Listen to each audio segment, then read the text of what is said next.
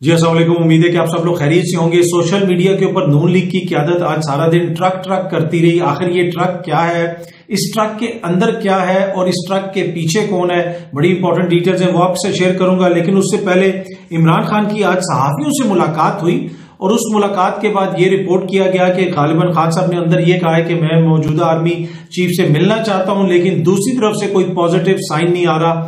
جو رپورٹنگ ہوئی اس سے یہ تاثر ملا، لیکن حقائق اس کے برعکس ہیں۔ وہاں پہ ہوا یہ کہ آج بہت سارے رپورٹرز سے، صحافیوں سے خان صاحب نے وہاں پہ ملاقات کی زمان پارک میں، اور اس ملاقات کے دوران ایک صحافی نے خان صاحب سے یہ پوچھا کہ جناب آپ موجودہ اسٹیبلشمنٹ سے رابطے میں ہیں یا نہیں ہیں، اور کیا آپ ملک کی بہتری کے لیے ان کے ساتھ ملاقات کر سکتے ہیں، ان سے بات چیت کر سکتے ہیں۔ تو انہوں نے کہا کہ جی ملک کی بہتری کے لیے میں یقیناً کر سکتا ہوں، میری تو ان سے کسی قسم کی کوئی لڑائی نہیں، موجودہ آرمی چیف سے یا اسٹیبلشمنٹ سے ہمارا تو کسی قسم کا کوئی، جسے آپ کہہ سکتے ہیں، نہ کوئی مقدمہ ہے نہ لڑائی ہے موجودہ آرمی چیف کے حوالے سے۔ ہاں، پچھلے آرمی چیف کے حوالے سے، جنرل باجوہ کے حوالے سے انہوں نے کہا کہ ان سے ہمیں گلے شکوے ہیں، انہوں نے ہماری کمر میں چھرا گھونپا، ان کا قانون کے مطابق ان کے خلاف کارروائی ہونی چاہیے، وہ ساری باتیں کرتے رہے۔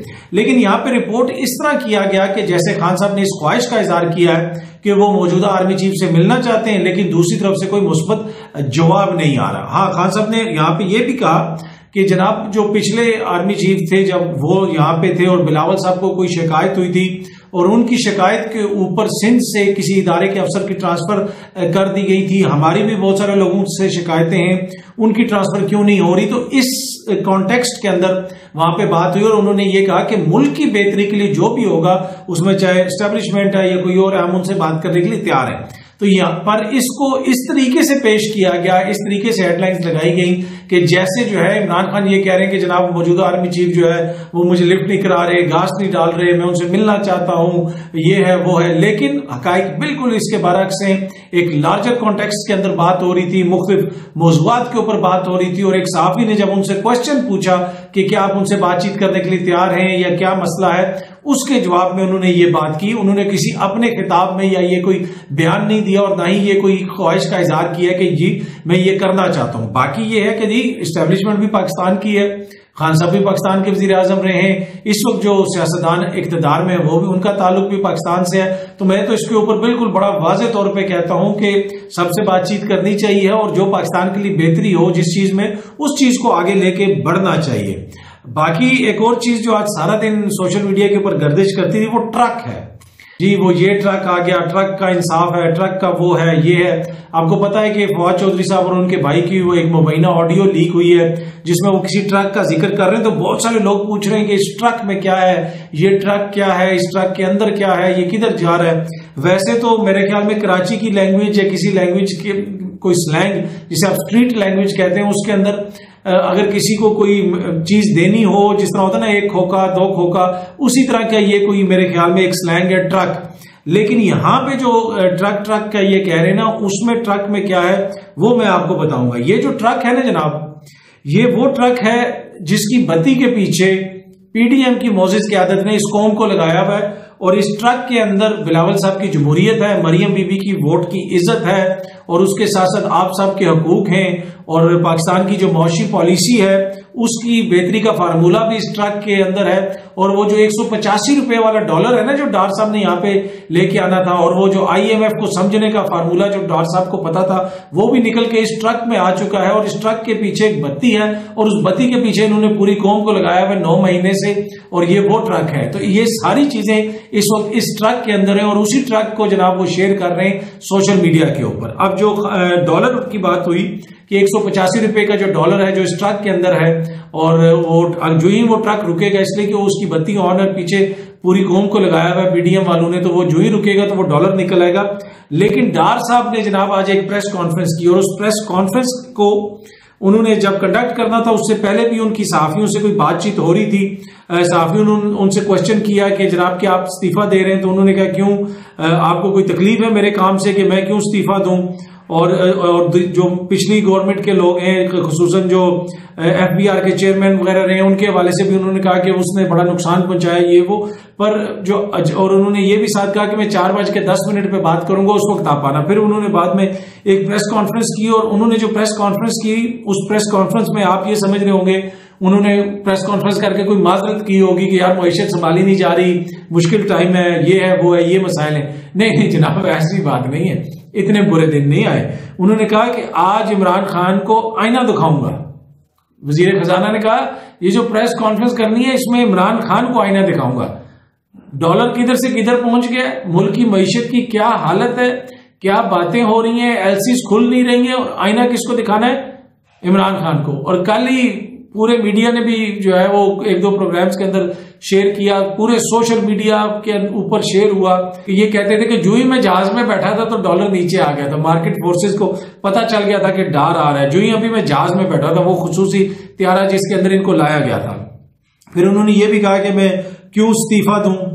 ڈار صاحب نے یہ کہا کہ میں کیوں استعفیٰ دوں، بھائی واقعی ان کا کیا مطلب بنتا ہے ان کا وہ استعفیٰ دیں.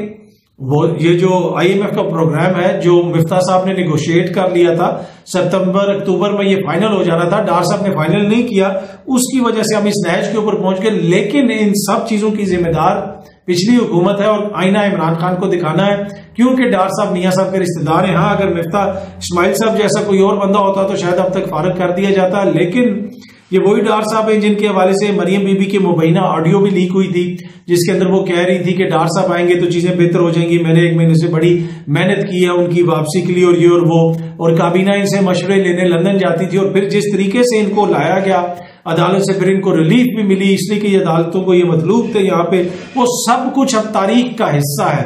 اور یہی اچھی بات ہے اس ڈیجیٹل دور میں کہ کچھ بھی چھپا نہیں رہتا.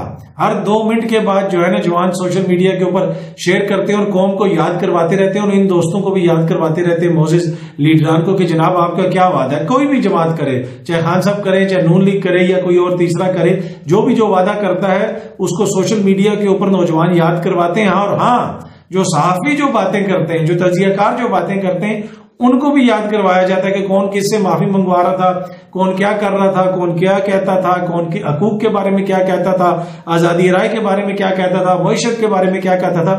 وہ بھی چیزیں بار بار وہ نیچے یاد کرواتے ہیں. تو اب یہ ایک طرفہ ٹریفک نہیں ہے. سوشل میڈیا کے آنے سے اچھا ہوا ہے کہ آگے سے عوام بھی بتاتی ہے کہ جناب یہ حقائق تھوڑے سے یہ بھی ہیں جو چند دن پہلے تک آپ کے بھی وہ حقائق تھے، یا پھر آپ یہ بیان کر رہے تھے، اب آپ یہ بیان کر رہے ہیں. اب اچانک آپ کی ٹون جو ہے وہ بالکل چینج ہو گئی ہے. الیکشن کمیشن نے جناب صدر مملکت کو تاریخ دی تھی، تجویز کی تھی 30 اپریل سے غالباً 7 مئی تک کہ اس کے دوران آپ الیکشن کے ڈیٹ دے سکتے ہیں اگر آپ چاہیں تو. پنجاب کی صدر مملکت نے ڈیٹ دے دی ہے جناب، 30 اپریل کو پنجاب کے اندر اب الیکشن ہوں گے، اور عدالت بھی میک شور کرے گی کہ الیکشن ہوں. ہاں مشاورت ہو رہی ہے حکومت کی جانب سے کہ جناب ہم اس کو کس طرح روکیں، کیا کریں یا کیا نہ کریں. لیکن پیپلز پارٹی کو جو مشورے دیے گئے ہیں کہ جناب اس پھنڈے پہ نہ پڑنا، یہ جو ہے نا عدالت کے بڑا یہ سنگین مسئلہ ہے، اور دیگر جگہوں سے بھی جو ہے یہی ہے کہ یہ جو مسئلہ ہے اس کو اس طریقے سے حل نہیں ہو سکے گا.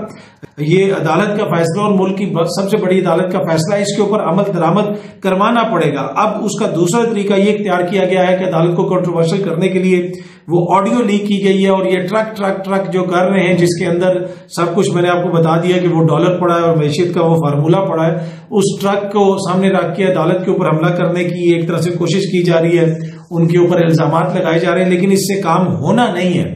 عدالت نے جو ہے نا بہت ساری پچھلے دنوں میں چیزیں ہونی تھیں، وہ بہت سارے لوگوں نے بہت ساری فنکاریاں کرنی تھیں کہ جناب ایسی سیاست کر دیں گے، وہ کر دیں گے.